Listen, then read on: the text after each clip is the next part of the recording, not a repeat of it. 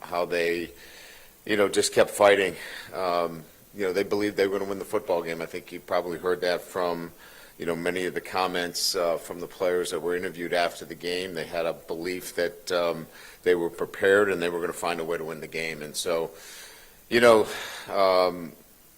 many ways, the mental is to the physical is 2 is to 1. And when you believe you're going to come out and win these games, you just keep fighting. And closing out games is part of what you need to do. And they closed it out, and game-tying drive, converted 2 fourth downs, overcome, some 3rd and 10s. Again, the defense held Ole Miss to no touchdowns in the second half and in overtime. And if you told me going into the game they won't score a touchdown in the second half, and if it went to overtime they wouldn't score a touchdown, I'd say we've got a pretty good chance of winning the football game. So, exciting night. And because of that, we had some offensive players of the week. I want to mention Braden Swinson again for the 3rd time has been honored in this league by being the defensive lineman of the week. Whit Weeks was the defensive player of the week, 18 tackles, a sack, a TFL, and a forced fumble. And then Garrett Nussmeier, 337 yards passing, 3 touchdowns, and he leads the SEC in passing with 18 touchdowns. So, again, just a great night, big victory, and only our second with many more games in the SEC to come, so we have to keep it in perspective. And the perspective is now we've got to go on the road consecutive weeks against a very solid Arkansas team, a team that, as you know, historically over the past 4 years, we've played games where we've been decided by 3 points or less. So I have a great deal of respect for Sam Pittman, what he's done, the way this team is playing. Great victory last week against Tennessee. They had the week off, obviously, the week before. But again, an annual battle for the boot. And, again, this football team, is led by Taylon Green, the quarterback, big, physical, can run, makes plays with his arm and legs. Again, I think the balance on offense, 480 yards in total offense, rushing, passing. They lead the SEC in 3rd down conversions. This is a formidable offense. Love the tight end, Lucas, the big offensive line. They work well together, and again, that's Coach Pittman's specialty is the offensive line. Defensively, I think that's to me, I think they've done a great job defensively. They're physical up front, big and physical. Landon Jackson, I think many of you know him, played here at LSU. Great motor. I mean, the guy just plays hard. He's got he's a 3-year starter there. He is kind of the energy on that defense. But again, a really well-designed, fundamentally sound. They run to the football, play with a lot of energy. This is going to be a great challenge for us, and one where, we'll have to play well on the road at Fayetteville. So with that, we'll open up the questions. Right here, Coach. You mentioned on Saturday maybe your frustration earlier in the season by knowing what this team's capable of but not being able to finish. Does this unlock anything for your team in terms of being able to see when you do X, you get to see, Y and Z type of thing? Yeah, I think we're at that point now where, they've set a standard of how to play this game. To me, this has always been about, your preparation is one thing, but you have to flip the switch to performance. You can prepare well and you can look great in practice and you can do all the things, but you have to then flip that switch to performance. And I think that this was the first night where we saw, the mental, the physical, the technical, and the tactical, all of them come together as one. And that's the standard in which we need to play. Now they have to think right about Arkansas, in putting that all together each and every week, because that's what's going to be required for them to continue to have positive outcomes. Brian, I know after the game you were asked about the Aaron Anderson touchdown and you praised the offensive line, but if we could go back and talk about that play, you needed 5 yards or the game's over for all intents and purposes, and you took a shot. Was the play call to take a shot? Was it something Garrett saw in that moment? If you would maybe just walk us through what happened there. Yeah, so he had other options there. There in many of the offensive structured plays in those situations, as you can imagine, he's going to have an opportunity to get the ball out quickly if something presents itself. He was working through the third piece of the progression, and it's Anderson coming all the way across from the slot to the backside hash, and just anticipated, where he was going to be, and threw the ball expecting him to be there. That's just trusting your teaching, trusting that that guy is going to be there. He's thrown that ball so many times that you just let it go. He wasn't there. He wasn't open yet. He threw him open, is what we say. And, that's just a confidence level that he had in the route that has been run so many times. And it was probably 1, 2, that'd be 3 in his progression, moving through it. Hey, Coach. With the running game, what was Ole Miss doing that made things sort of difficult in that respect for you guys offensively? Yeah, I'm glad you brought that up. Running game, again, is about 5 guys on the offensive line, the tight end, the wide receivers, the running back, and the quarterback, all together in lockstep. And the success or the lack of success, we had 23 running plays, and we break down the running plays as a successful running play is 4 yards or more, or a first down in a critical down. For example, if it's 3rd and 1, you get a yard, that's a successful play. So we had 9 successful plays, 10 unsuccessful plays, and then what we call 4 plays which were a wash. In other words, they were 3.8 yards or 3.9 yards, and we considered them a wash on those plays. The unsuccessful plays were across the board. It was not pushing and cracking a safety. It was the quarterback not getting us into the right play. It was the running back not reading the correct hole and hitting it the right way. It was the tight end not reaching the end instead of blocking it off and not allowing it to stretch on the outside zone. My point being, it's a little bit of everything. We're not in sync with all of our guys coming together as one in the running game. And we just have to do a better job coaching it across all the fronts. In other words, our tight end coach, our running back coach, our offensive line coach, wide receiver coaches, quarterback coach, they all have to do a better job. We all have to do a better job to be more successful. We want about a 65% successful rate in the run game. We're not there, and we've got to get there to be the kind of offense we want to be. I kind of asked you about this after the game. I'm just wondering, is there a person or persons that's kind of helping to unlock this performance, this execution from the defense? Is it as simple as Zai being available and, that kind of sets everyone else into place, or is it just great individual effort when needed? Are we talking about one particular person or the entire defense? Everybody seems to be making plays. Like the front are making plays. Obviously, the linebackers are making plays. Yeah. I'm just wondering how much that kind of, is it a holistic approach, or is 1 or 2 people really setting all that in motion? This is the constant application of a defensive, system, a process that has required our players to really think right about what they're doing and doing their job every single play. And it's painstaking. It's work. You have to. It takes time, and with a whole new defensive staff, a whole new teaching, a communication system that we would have loved to have been here in week 1. It's just taken time for it to really kind of,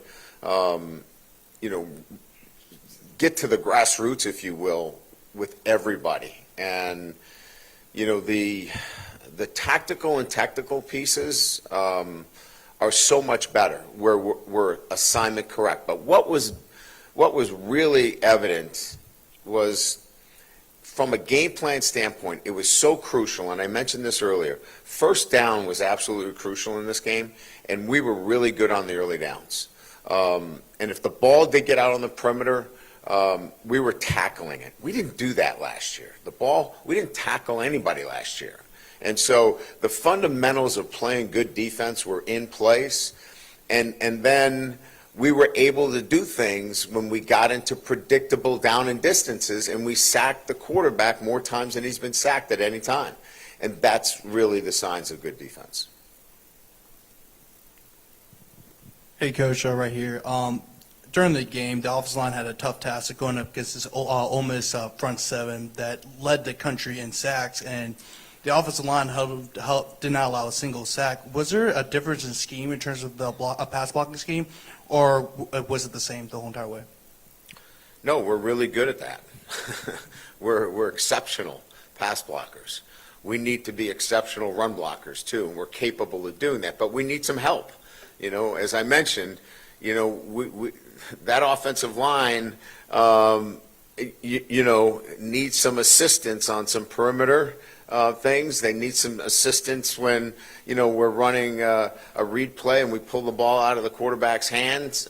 We need some help here. And now they're culpable too, but they're outstanding pass blockers. And we are capable of being better in the run game, and that's what we're rolling our sleeves up and we're getting after it every day in practice, and the guys are committed to it, and there's more out there for us. Coach, just curious, does this situation remind you of 2022 when you beat Alabama at home, big overtime game, fans stormed the field, emotional victory, and then you've got to go to Arkansas, and do you bring it up with your team as far as how difficult it is, from that game situation to this one? Yeah, I mean, look, we're pretty transparent in talking about, what the current situation is relative to how they think. And, I think that football team was a younger team relative to experience. This team has got some experience in terms of overall they've been through it and they know what it looks like. But that doesn't mean that everybody understands how to think about it. So we'll talk about how they need to think about going into this week in their preparation. So it will be a conversation that takes place. And then this is where you lean on Nussmeier, who's been through it, and Weeks, who's been through it, and Greg Penn, and guys that have taken this trip and been part of it. And now that's where you ask your veterans to really step up. Brian, obviously last week a lawsuit kind of was reported from Greg Brooks. Yeah. Do you have any comment or response to the accusations of negligence within that against you and your staff? No, I mean, I think it's well known, and we've talked about the love that we have, our entire team, for Greg Brooks, a leader, beloved by his teammates, and we'll continue to have that. But unfortunately, lawsuits come out in our culture, in our society every day, and it is what it is, but it doesn't change the way we feel about Greg. And our support is going to be there. We hope and pray for only the best for him. But when it comes to lawsuits, our kids, players, coaches, we just really focus on Greg and hope and pray that he's one, and the guy that we focus on and we stay away from anything that has legal ramifications. Coach, over here, two questions. First question, Garrett Nussmeier, obviously coming in through clutch at the end with the touchdown pass to set up overtime, and obviously the game winner. Also, just for him, just to separate, because he likes to take the deep shots and the big plays, just kind of separate him trying to also run maybe 4 or 5 yards, kind of take what the defense gives you, and just kind of balancing that with Garrett. And then the second question is Corey Raymond and just his impact in the cornerback room and how that group has improved and what you've seen from that room. Well, again, I think, Garrett needs to, like any other player, continue to grow. And I think, within the structure of the defensive coverages that he's going to see, he saw a lot of two-trail match coverage, which, I think we saw Joe Burrow last night, got man coverage and the whole field opened up and he took off. I mean, I'm not saying Garrett Nussmeier is Joe Burrow, but, those openings do occur and I think he saw that last night and the other night, and that's going to be part of his development and seeing that he can run, in fact, will run. Doesn't mean we're going to put in a quarterback run package for him, but when the opportunity arises, he knows that he's capable of doing that and helping his football team. So I think that was a great learning experience for him. I think, the turnovers themselves, I think he would tell you that, he just needs to be a little bit cleaner in his drops and be a little bit more disciplined in his drops in those situations. And those are things that he's always worked hard on, and he'll go back working on those in practice. As it relates to the development of the defensive backs, that's why we hired Corey. Those are our expectations of Corey.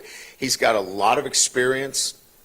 He's in this business a long time, and he can impart that knowledge and that wisdom of coaching, the cornerback position in particular, in a manner that it's not going to happen overnight, but it's going to happen in time.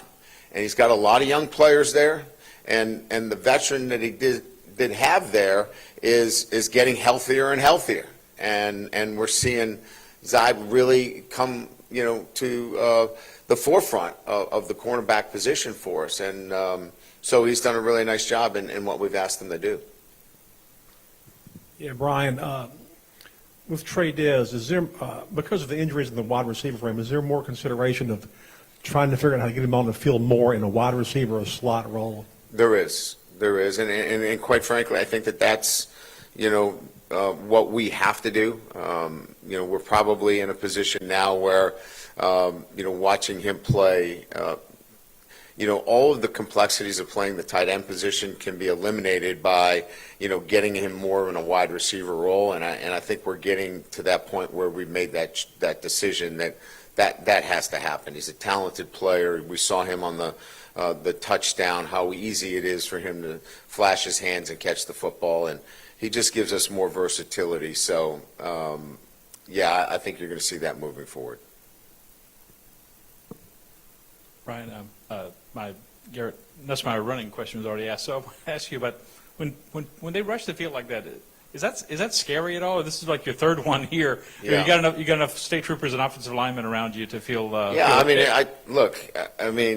It always is a result of a good thing, and so from that perspective, I guess your mindset is okay. That's good, but it's not comfortable. You're in a mass of people, and you're being, moved through a crowd of people, and you're worrying about somebody getting knocked down, and it's not something that you enjoy. Let's put it that way. You love the fact that you won the game. You love the fact that people are celebrating an incredible victory, but the implications of what has to happen next is they're rushing you off the field, and it quite frankly is unsettling. Coach, it seems like in the second half your receivers were able to get a lot more separation. Was a lot of that because you guys just decided to, and maybe not decided, but just started attacking the middle of the field a little bit more as the game went along? Yeah, so it was a lot of cover two. It was a lot of 2 and 2 trails. So we needed time in the pocket, and we needed to get our guys across the field. So, you can attack them one of two ways. You can go vertical down the field, or you can work your way across the field in a lot of 2 deep coverages. And this was getting across the field essentially and gaining separation. And that's kind of what you saw in the second half, is that we were working routes that were taking time to get across the field, but eventually they were getting open. Brian, you talked post-game about maybe getting some players back soon. Who would those kind of guys be that can maybe get back on the field here potentially as soon as this weekend? Anybody? Well, I hope to get a couple of receivers back, at least. I think Daniels has got a really good chance of being back.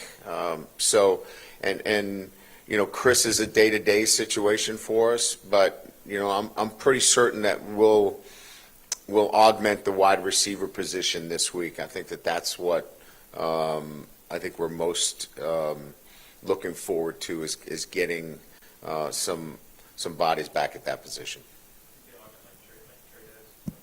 Well, no, that's one, but we're going to get some of the injured receivers. We're going to get somebody back, whether it's CJ or whether it's Chris. Somebody's coming back from one of those two guys. Over here. This is about Garrett Nussmeier's, I guess, mindset or mentality. And maybe you can reflect on the several years that you've got to know him. After the game, talking about the final drive in regulation, he said, that he was aware he'd been playing really badly, but we had a chance to win, and I had to focus on that. It sounds obvious, I think, to us sitting here now, but I don't know if it is as obvious to college-age kids in a high-stress, high-emotion environment in a football game like that. And in your experience, is it, or is it maybe indicative of something particular about him at this point in his career? That he's able to put those behind him and move forward because he's not having a good game? Is that what you're referring to? Yeah, I would say that he is unique. I'll go back to, Jaden's first year. Jaden, would process very well, and knew if there were struggles that he could fight through them.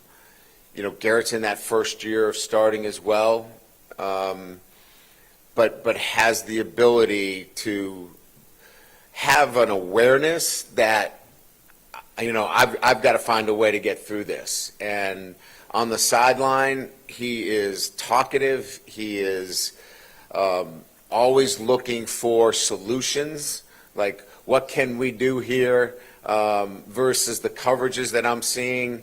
And he'll say, I like this play. Can we come back to this? And so I just think he's always engaged, looking for answers. And I think that's what makes him unique. Regardless of what has happened prior to, he's looking for success later in the game. And that's some of the plays that were called later were ones that he really likes and feels comfortable with. And you could see by the way he threw the football, those are plays that he could throw with a blindfold on because those are the ones that he feels comfortable with. Yeah, Brian, two Arkansas questions. First one is about what kind of, influences Bobby Petrino had on their offense? And secondly, is Arkansas's quarterback just a more mature version of South Carolina's quarterback as far as characteristics of what they do?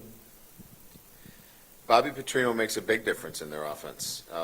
It is diverse in its running game.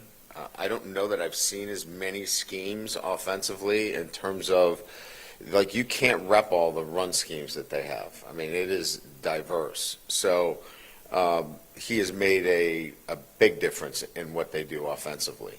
The quarterback is a unique player in that, first of all, he is long speed as fast as anybody that we'll see.